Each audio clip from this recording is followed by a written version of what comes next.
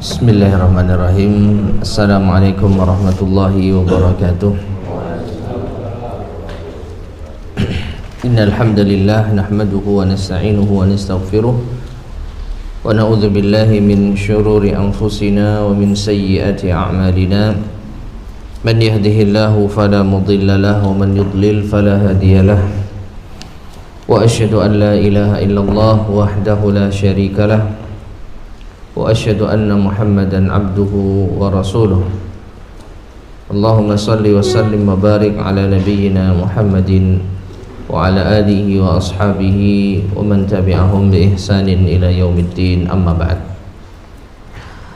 Ma'asyiral muslimin rahimani wa rahimakumullah. Alhamdulillah kita bisa melanjutkan kembali kajian kita membahas risalah yang disusun oleh Syekh Muhammad bin Jamil Zainu rahimahullah yang berjudul Akhta'un Sya'i'ah Yajibu Tashihuha fi Dhaw'il Kitab wa Sunnah. Kesalahan yang tersebar yang wajib untuk diperbaiki sesuai dengan Alkitab dan As-Sunnah, yang telah diterjemahkan dengan judul Salah Kaprah dalam Beragama. Taib. Kita sampai pada kesalahan-kesalahan yang berkenaan dengan hak Allah Subhanahu wa taala. Ini keempat ya. Akhta'un fi haqqillahi ta'ala. Al-khata' yang pertama adalah ucapan fulan Rabbuna iftakarahu. Fulan Rabbuna iftakarahu. Fulan, wahai Tuhan kami, ingatlah si fulan. Ini kalau di terjemahan ya, ingatlah si fulan. Atau menurut penjelasan yang saya ketahui, makna iftakarahu adalah Allah telah melupakannya lalu mengingatnya. Allah sempat melupakan lalu mengingatnya. Wahia kalimatun tutlaqu ala man tawaffahu Allahu wahia kufrun. Ini adalah kalimat yang diucapkan bagi orang yang diwafatkan oleh Allah, dan ini adalah ucapan kufur.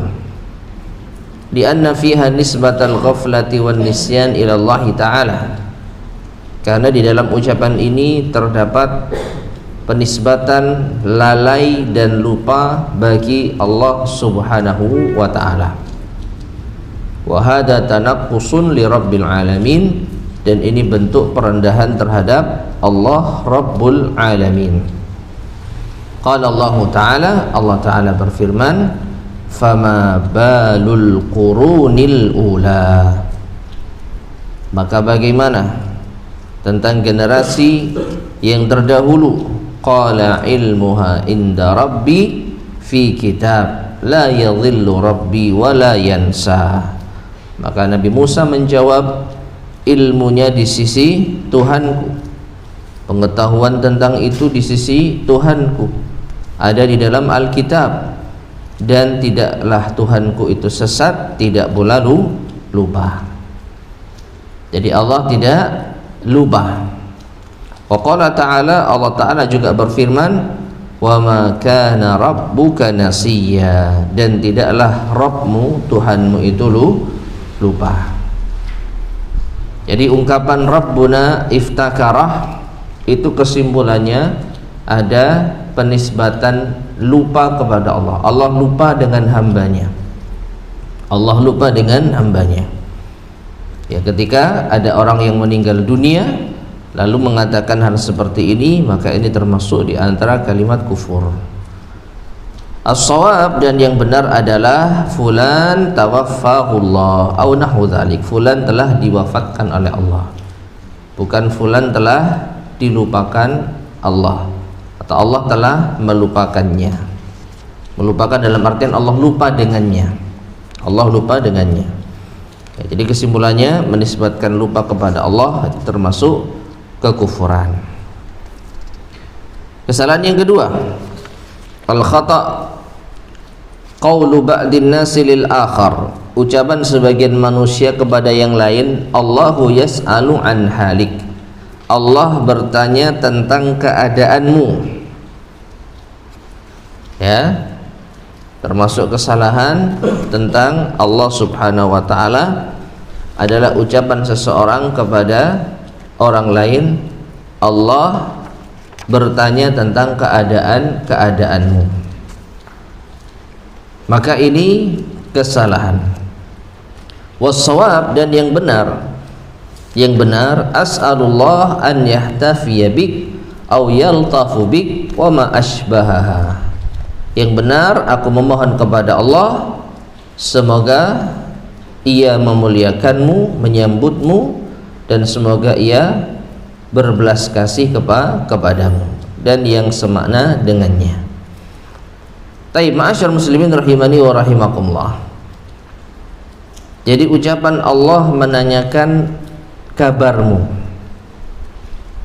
ini termasuk kesalahan. Kenapa? Wadzalika, yang demikian itu, li'anna Allaha yas'alu an halik, ungkapan Allah bertanya tentang keadaanmu, tuhimu, itu memberikan kesan annallaha ta'ala, bahwasanya Allah Ta'ala yajhalul amra, tidak tahu kondisi, fayahtaju ila su'al, sehingga butuh bertanya, ya, sehingga butuh bertanya. Jadi ketika kita mengatakan gimana keadaanmu, maka itu maknanya kita tidak tahu keadaannya, apakah sehat, apakah sakit, apakah baik-baik saja atau ada masalah, gitu ya.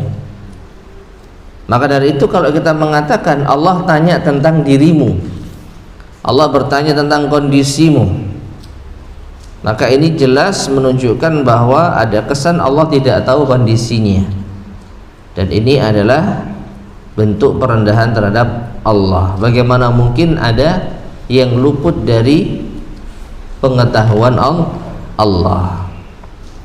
Allah berfirman, "Lita'lamu annallaha ala kulli syai'in qadir wa annallaha qad ahata bi kulli syai'in ilma." Agar kalian tahu bahwasanya Allah Maha Kuasa atas segala sesuatu, dan sesungguhnya Allah ilmunya benar-benar meliputi segala sesuatu. Jadi ungkapan yang salah mengatakan Allah bertanya tentang keadaan, ya.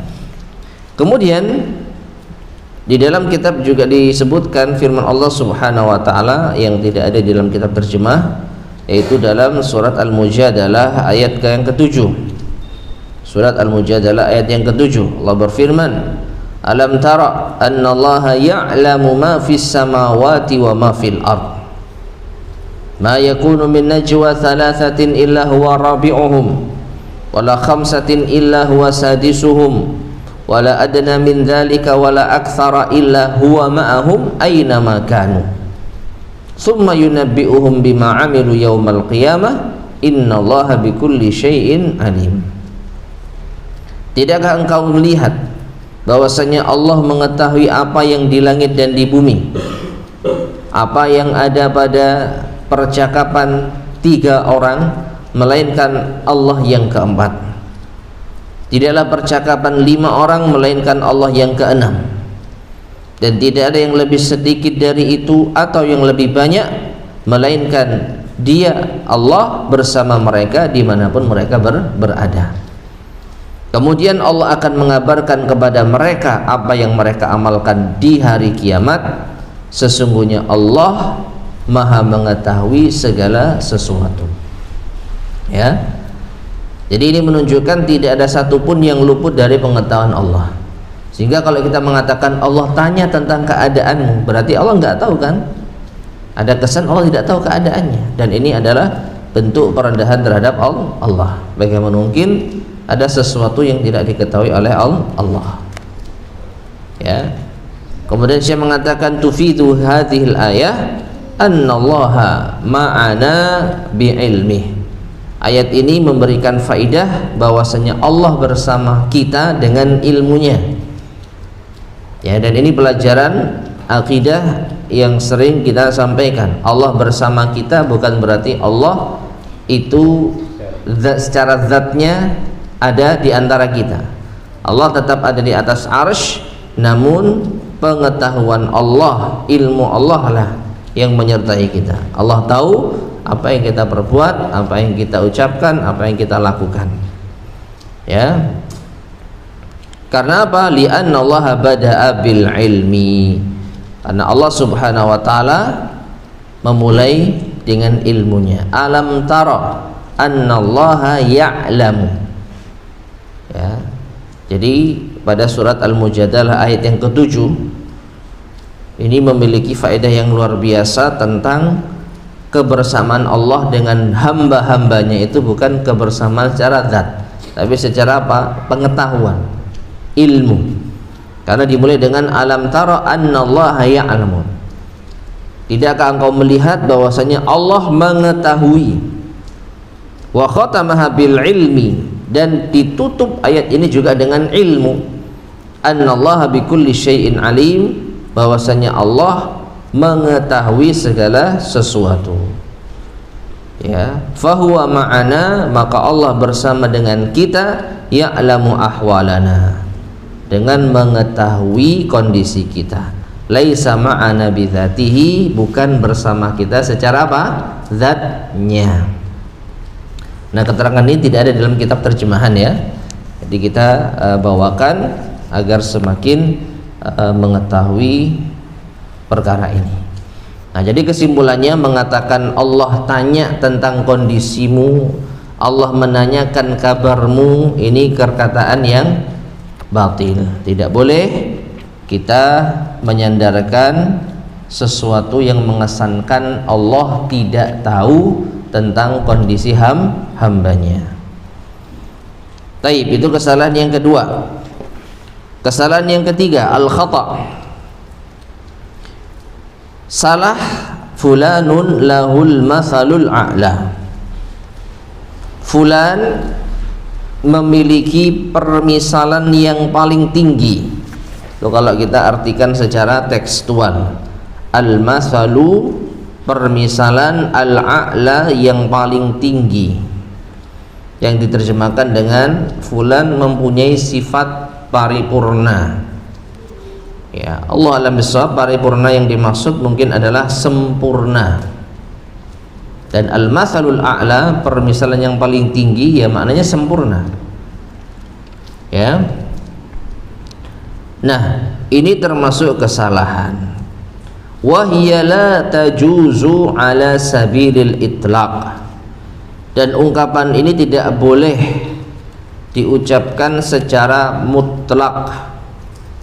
Di anna man lahul mathalul a'la mutlaqan huwallahu wahdah, karena yang memiliki sifat paripurna, sifat sempurna, permisalan yang paling tinggi secara mutlak hanya Allah semata.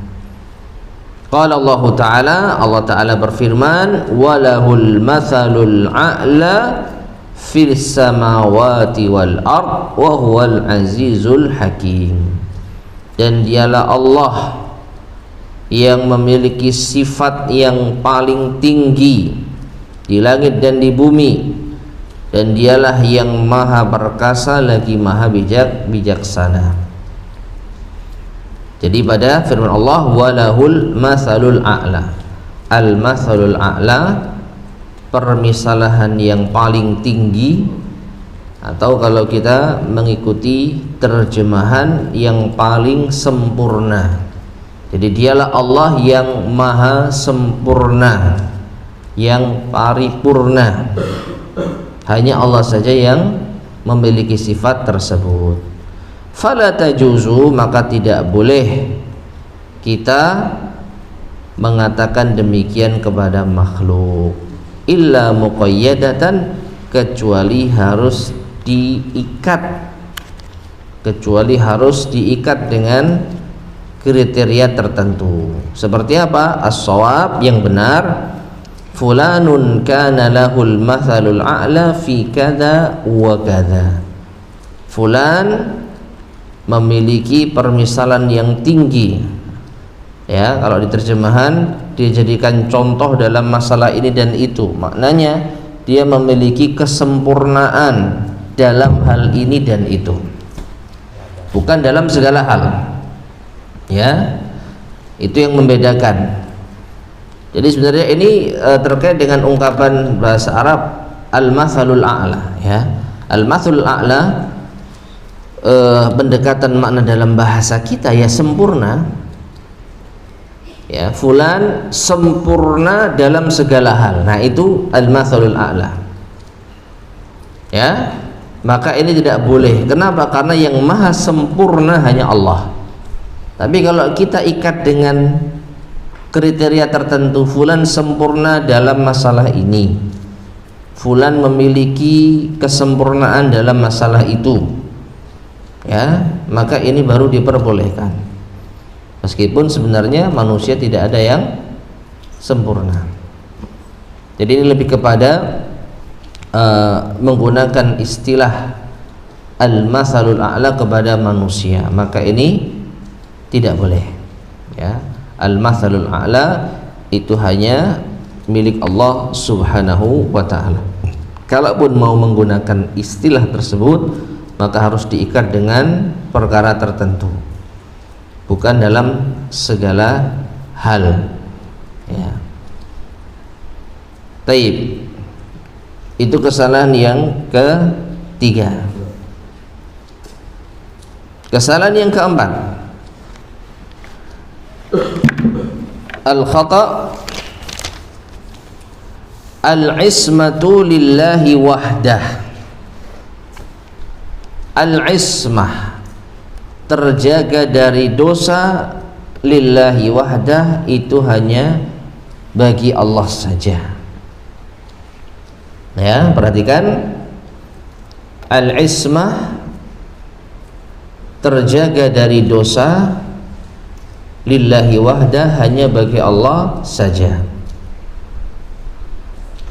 Atau dalam bahasa lain, Allah itu maksum, Allah itu terjaga dari dosa, Allah itu dijaga dari dosa.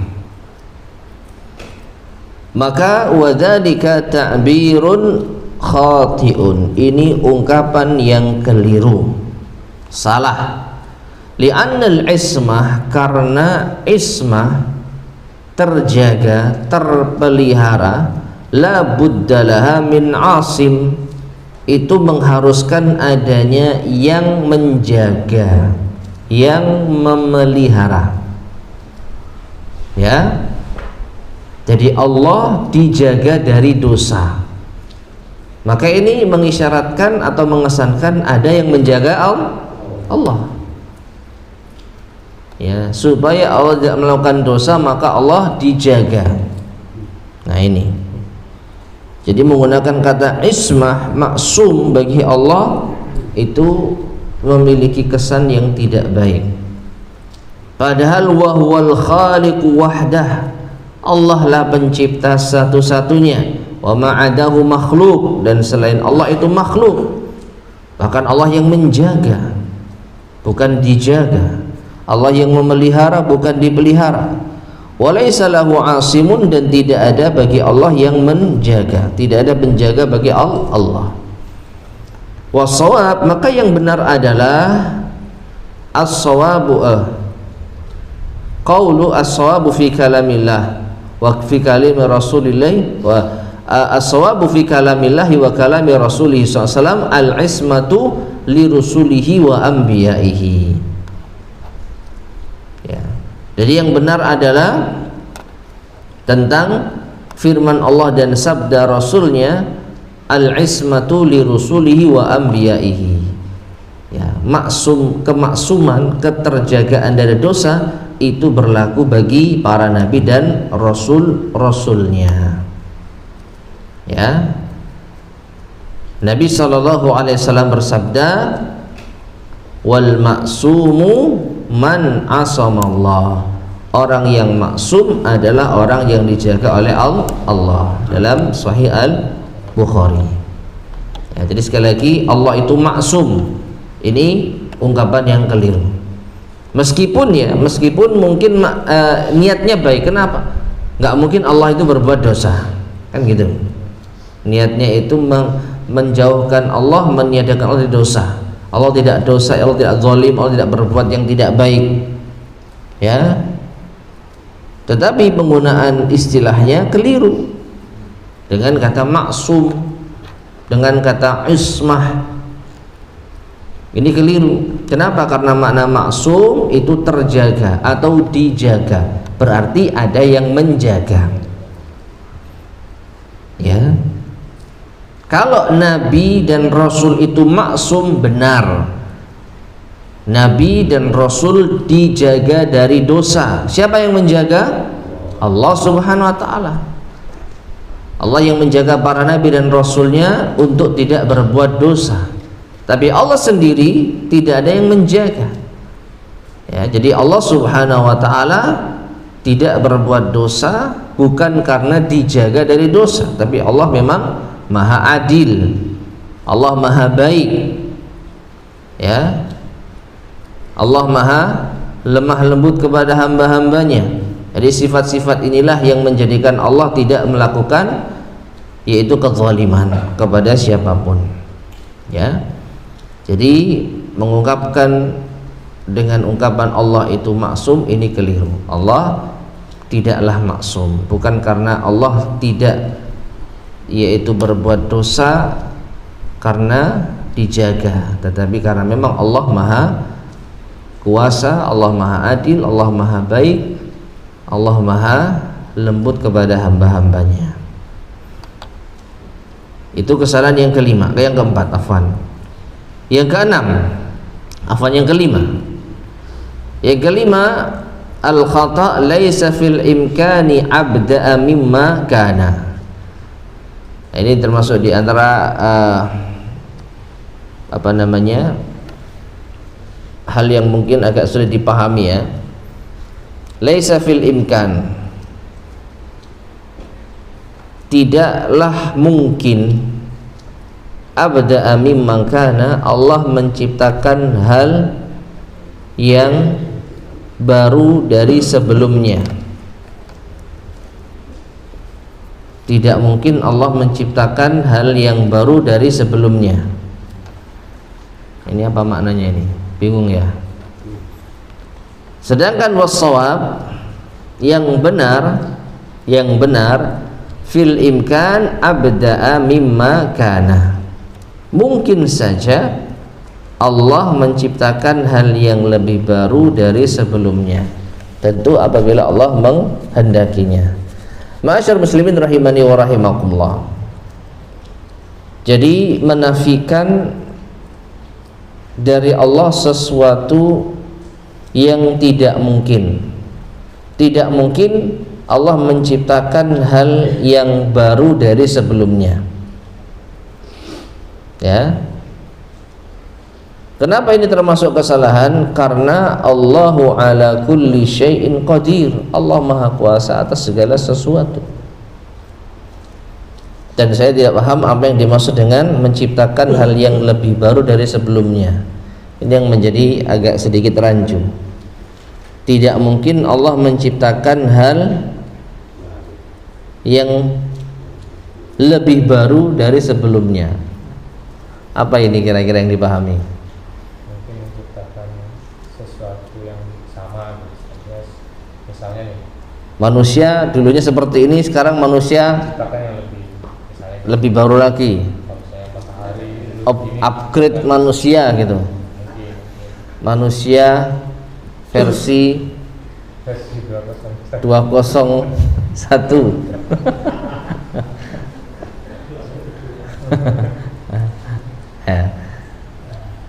Ya mungkin itu yang dimaksud. Tidak mungkin Allah menciptakan manusia jenis baru, mungkin itu ya. Maka kita katakan tidak ada yang tidak mungkin bagi Allah. Ya. Fil imkan abda'a mimma kana. Sangat mungkin Allah menciptakan sesuatu yang baru dari sebelumnya. Dari segi kemungkinan mungkin, cuman apakah Allah menghendaki? Nah ini, ya. Coba kita baca penjelasannya di sini. Li'annal jazma bi annahu laisa fil imkan. Karena memastikan tidak memungkinkannya abada mimman kana, Allah menciptakan hal yang baru.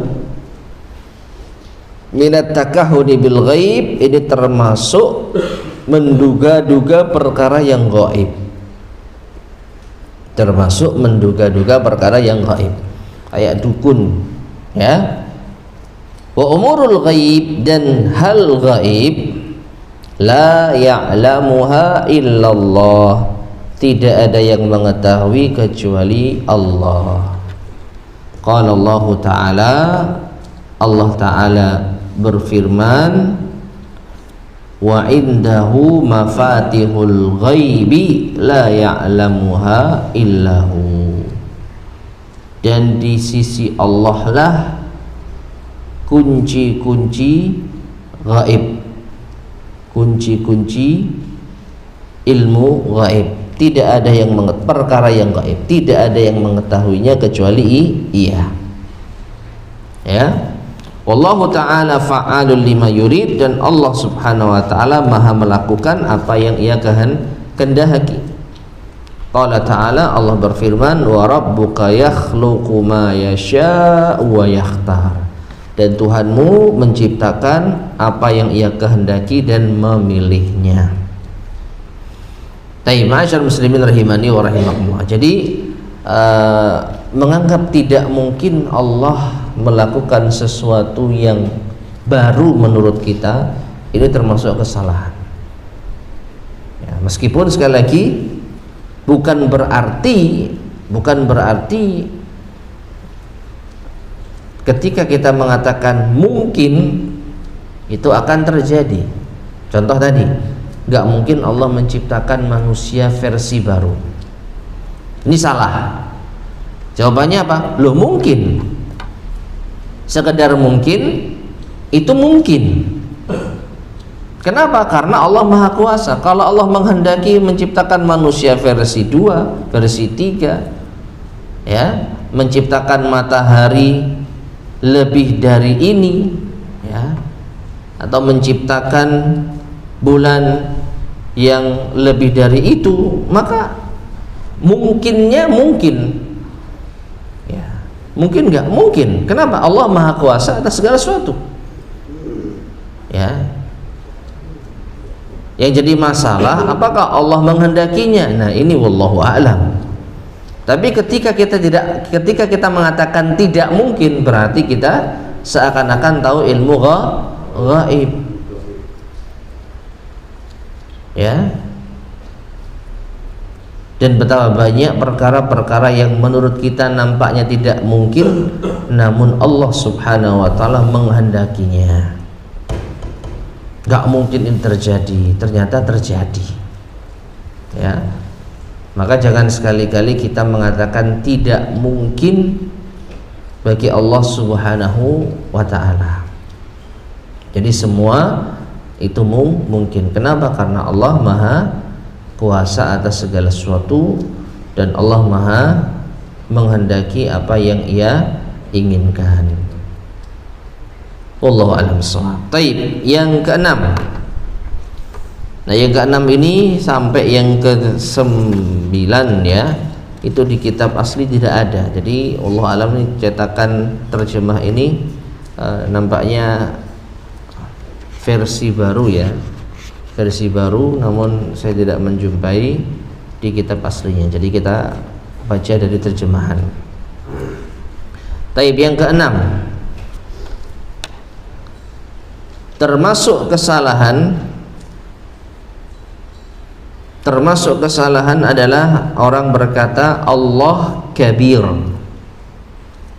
Allah besar, Rabbuna kabir, Rabb kita besar, tanpa disertai alif lam pada kata kabir.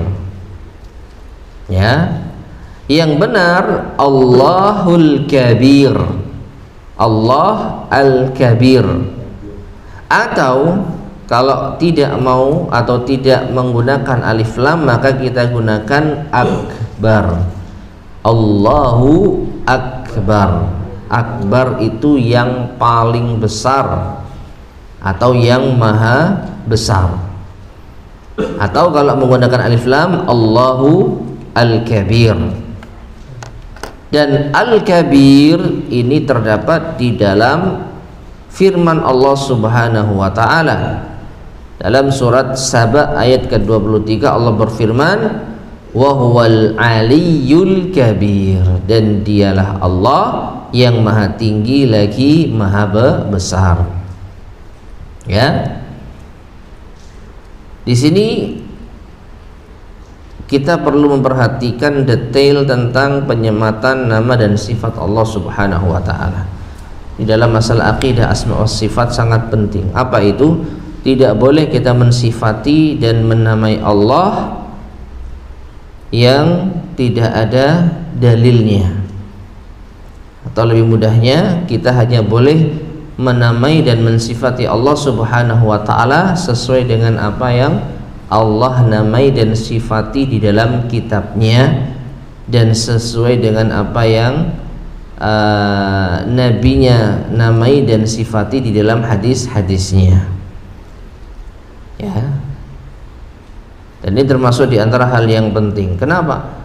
Karena terkadang kita menjumpai sebagian penyematan sifat atau nama kepada Allah yang tidak ada keterangannya dari Allah dan Rasulnya, yang tidak ada keterangan dari Allah dan Rasulnya. Ya, seperti Allah Kabir, maknanya sih bagus, Allah itu besar. Tapi yang menjadi masalah, apakah Allah Subhanahu wa ta'ala pernah menamai di dalam kitabnya penamaan Kabir saja tanpa alif lam? Ya? Allah Kabir, apakah ada di dalam kitabnya atau apakah ada dalam hadis Rasulnya sallallahu alaihi wasallam? Maka kita jangan lancang mensifati Allah Subhanahu wa ta'ala dengan sifat-sifat yang tidak ada keterangannya di dalam Al-Quran dan As-Sunnah. Adapun Al-Kabir ada dalilnya, wa huwal aliyyul kabir, atau akbar ada.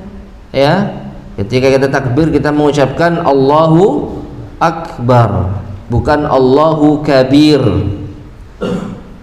Jangankan Allahu Kabir, Allahul Kabir saja tidak benar. Kita sholat takbir membaca Allahul Kabir, boleh nggak? Nggak boleh. Allahu Akbar dalam sholat jelas, ya. Nah, di luar sholat kita mau mensifati Allah, menamai Allah dengan nama tertentu, maka ikuti yang ada keterangannya di dalam Al-Quran dan Sunnah. Ya, Akbar ada, Al-Kabir ada, tapi kalau Kabir nggak ada. Ini masalah yang sepele, ya, tidak ada alif lamnya tok padahal. Ya, tapi dalam bab asma wa sifat ini masalah yang penting. Kenapa? Karena hanya Allah Subhanahu wa ta'ala yang berhak untuk menamai dirinya dan mensifati dirinya. Kita sebagai hamba tidak boleh lancang menyematkan nama dan sifat yang tidak ada keterangannya, ya, dari Allah Subhanahu wa ta'ala. Menyematkan nama dan sifat bagi Allah yang tidak ada keterangannya dari Allah Subhanahu wa ta'ala. Karena perkataan Allah Kabir, perhatikan, Allah Kabir tanpa alif lam. Jadi maknanya Allah Kabir itu Allah besar, seakan-akan menyamakan Allah dengan makhluk dalam hal besar. Ya, sedangkan Allah Subhanahu wa ta'ala lebih besar dari segala sesuatu, yang paling besar dari segala sesuatu. Lagi pula nama-nama Allah itu bersifat tauqifiyah. Ini kaidah utamanya, tidak boleh menyimpang dari ketetapan nas. Ya, Ibnu Faris mengatakan bahwa penyebutan Allah kabir, Allah besar, tidak dibenarkan karena kata akbar, maha besar, adalah untuk menyatakan sifat superlatif dalam kemuliaan, ya, isim tafdhil, yang paling, ya. Jadi kalau kita mengatakan Allahu akbar itu benar, atau Allahul kabir itu juga benar, karena dua-duanya ada apa? Dalilnya. Nah, ini ma'asyar muslimin rahimani wa rahimakumullah, kesalahan keenam terkait dengan hak Allah subhanahu wa ta'ala. Yang ketujuh, termasuk kesalahan, aku hamba, abdi pemimpin. Yang ia maksud adalah orang yang lebih tinggi darinya, seperti pimpinannya dalam pekerjaan. Mungkin maksudnya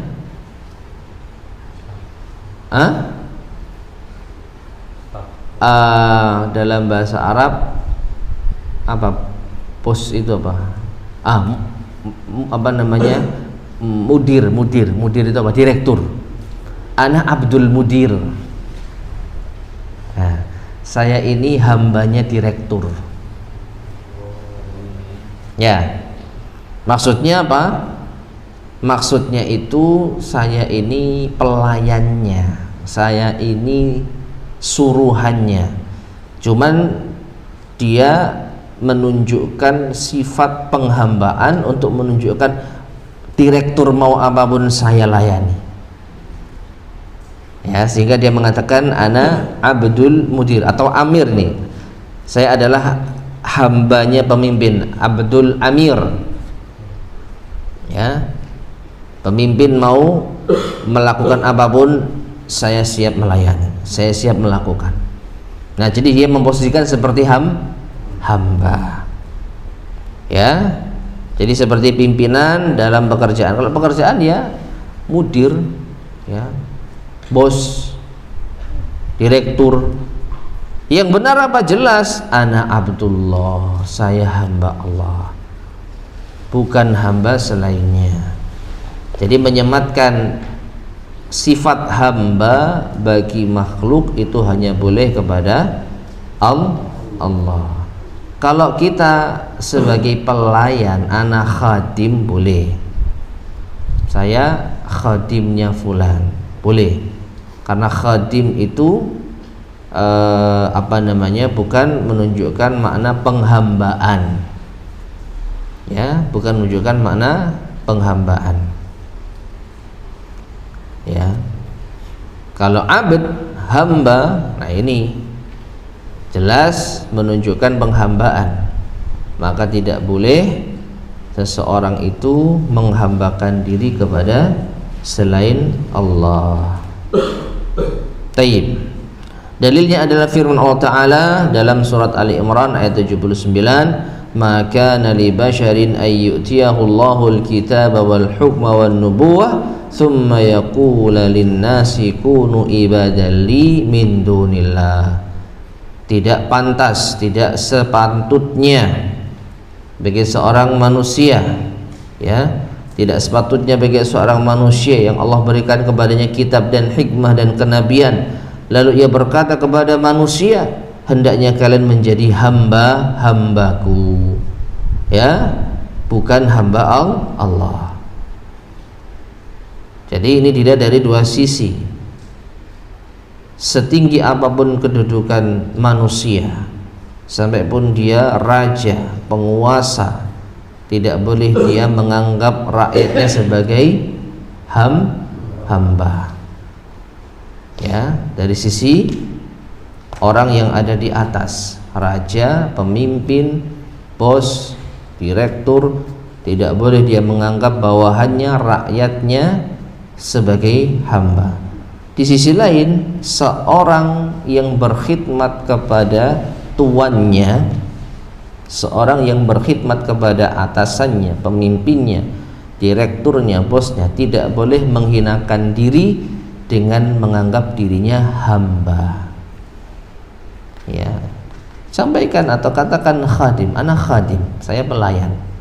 atau saya amil, saya pekerja, saya bawahan, ya, saya bawahan fulan, saya pekerjanya fulan, saya pelayannya fulan, saya pembantunya fulan, nggak apa-apa. Tapi kalau mengatakan hamba, abd, maka tidak boleh. Kemudian yang kedelapan termasuk kesalahan berikutnya adalah aku hambamu dan makhdummu, ana abduka wa makhdumuka. Ini kesalahan besar, karena semua manusia adalah hamba Allah, bukan hamba yang lain. Ini sama dengan yang di atas ya, tidak boleh menghambakan diri kepada selain Allah. Allah berfirman, in kullu man fis samawati wal ardi illa atir rahmani abda. Tidak ada seorang pun di langit dan di bumi kecuali akan datang kepada Allah yang Maha Pemurah sebagai hamba. Ya, kata-kata tersebut hanya boleh diucapkan oleh orang yang benar-benar menjadi hamba sahaya. Nah, kalau dia budak, mungkin boleh. Ya, sebagaimana firman Allah, wa ankihul ayama minkum wassalihina min ibadikum wa imaikum. Dan nikahkanlah orang-orang yang sendirian di antara kalian dan orang-orang yang layak nikah dari hamba-hamba sahaya kalian, budak. Jadi kalau statusnya itu budak, maka ini pengecualian, boleh. Ya, baik budak laki-laki maupun perempuan. Ya, budak dengan tuannya. Tapi kalau raja dengan rakyat, pemimpin dengan bawahan, atasan dengan bawahan, direktur dengan karyawan, nggak boleh. Sampai pun bos dengan pelayan nggak boleh menggunakan kata hamba. Anas bin Malik radhiyallahu anhu itu pembantu dan pelayannya Rasulullah SAW, khadimnya Rasulullah SAW, pelayannya Rasulullah SAW. Tapi dia tidak statusnya sebagai hamba, tidak sebagai budak, maka dia bukan budaknya Rasul, dia adalah pelayannya Rasul. Tapi kalau budak, maka baru diperbolehkan. Maka yang benar adalah aku hamba Allah dan pelayanmu, ana abdullah wa khadimuka. Ya, jika kita sebagai pelayan, pembantu, maka tetap kita katakan saya adalah hamba Allah dan saya melayanimu. Karena kata makhdum, pelayan, adalah yang dilayani oleh orang lain, sedangkan maksud pembicara bahwa ia pembantunya. Wallahu a'lam bishawab. Ya. Dan yang terakhir, yang kesembilan termasuk kesalahan adalah ucapan segala sesuatu dengan perintah dan keridhaan Allah. Perhatikan, segala sesuatu terjadi atas perintah dan ridho Allah. Maka ini kesalahan. Kenapa? Karena Allah berfirman, la yarda wa la yarda li ibadihil kufr. Allah tidak meridhai kekafiran bagi hambanya. Ya. Jadi menisbatkan kekufuran kepada perintah Allah dan keridhaan Allah ini keliru. Ini keliru. Allah tidak meridai kekufuran, bagaimana mungkin Allah ridha dengan kekufuran? Allah memerintahkan hambanya beriman, bagaimana mungkin dikatakan Allah memerintahkan kekufuran? Yang benar bagaimana? Segala sesuatu dengan izin dan takdir Allah. Allah berfirman, wa idza qadha amran fa innama yaqulu lahu kun fayakun. Dan apabila Allah menghendaki suatu urusan, maka Allah akan mengatakan jadilah, maka ia jadi. Tapi ma'asyar muslimin rahimani wa rahimakumullah, mungkin ada yang agak bingung ya, ketika di sini dicontohkan segala sesuatu terjadi dengan perintah dan keridhaan Allah, yang dijadikan contoh itu kekufuran. Ya. Jadi apakah Allah meridhai kekufuran? Tidak. Apakah Allah memerintahkan kekufuran? Tidak. Karena apa? Dalilnya jelas, wala yarda li ibadihil kufur. Allah tidak ridha kepada hambanya kufur. Namun nyatanya manusia ada yang kufur. Nah, ini yang jadi masalah. Allah nggak ridha manusia kufur, Allah tidak memerintahkan manusia kufur, tapi kok ada manusia kufur. Maka kita katakan iya, manusia kufur itu terjadi atas kehendak Allah yang sifatnya takdir, bukan kehendak Allah yang sifatnya syar'i. Dan ini pembahasannya kembali kepada memahami iradatullah, kehendak Allah. Itu ada dua. Ada iradah kauniyah, kehendak Allah yang terjadi atas segala sesuatu yang terjadi pada alam semesta, dan iradah syar'iyah, kehendak Allah yang sifatnya syar'i. Nah, kehendak Allah yang sifatnya syar'i ini pasti dicintai tapi belum tentu terjadi. Allah menghendaki hambanya beriman, Allah menghendaki hambanya bersyukur, Allah menghendaki hambanya bersabar. Betul tidak? Tapi apakah semua hamba beriman, bersyukur, bersabar? Tidak. Karena kehendak Allah yang syar'i berupa apa-apa yang diridhoi, apa-apa yang Allah subhanahu wa ta'ala berikan pahala, itu belum tentu terjadi. Adapun kehendak Allah yang kauni, dan inilah yang dimaksud dengan takdir, ini pasti terjadi, dan ini mencakup segala sesuatu yang baik maupun yang buruk. Kekufuran terjadi atas takdir Allah, tapi apakah Allah ridho? Tidak. Jadi bedakan antara Allah mentakdirkan sesuatu terjadi dengan Allah meridhoi sesuatu terjadi. Ya, kalau ridho itu pada perkara-perkara yang baik. Allah memerintahkan kalian beriman, Allah memerintahkan kalian bersyukur, Allah memerintahkan kalian bersabar. Allah ridho dengan keimanan kalian, Allah ridho dengan yaitu ibadah kalian. Tapi ini semua belum tentu terjadi. Adapun segala sesuatu yang terjadi baik maupun buruk, maka itu terjadi atas izin dan kehendak Allah berupa takdirnya, bukan keridhaan dan perintahnya. Ya, jadi kita nggak boleh mengatakan ini terjadi atas ridho Allah. Bukan. Ya, ini terjadi atas kehendak Allah, dan kehendak Allah belum tentu itu menjadi keridhaan Allah, karena kehendak Allah ada yang sifatnya kauni. Allah menghendaki untuk terjadi sesuai dengan takdirnya. Wallahu ta'ala alam bissawab. Baik, ma'asyar muslimin rahimani wa rahimakumullah. Dengan demikian berakhirlah pembahasan kesalahan-kesalahan keempat yang terkait dengan hak Allah subhanahu wa ta'ala. InsyaAllah akan kita lanjutkan pada kesempatan berikutnya kesalahan yang kelima, yaitu berkaitan dengan asma'ullah, nama-nama Allah subhanahu wa ta'ala. Wallahu a'lam bishawab. Sebelum kita akhiri, barangkali ada yang disampaikan, tafadhal silahkan.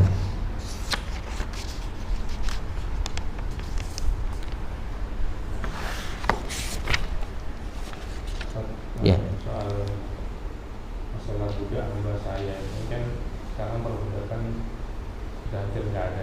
Iya. Terusnya secara hukum masih berlaku nggak? Terkait dengan perbudakan. Taib. Hukum-hukum terkait dengan perbudakan apakah masih berlaku, sedangkan tidak ada perbudakan di zaman sekarang? Maka jawabannya masih berlaku dan nanti akan terjadi saatnya. Kapan itu? Ketika terjadi peperangan, karena kebanyakan budak itu adalah diambil dari tawanan perang. Ketika terjadi peperangan, maka pihak yang kalah itu dijadikan tawanan, dan tawanan perang ada kalanya dijadikan sebagai budak, dan itu sah menurut hukum internasional sejak dulu. Jadi kalau ada perang, maka sangat memungkinkan ada perbudakan. Ya, maka dari itu syariat ini akan tetap ada hingga nanti pada akhirnya terjadi peperangan dan terjadi tawanan perang dan adanya perbudakan lagi. Ya, wallahu a'lam bishawab. Mungkin seperti itu. Ada lagi yang sampaikan?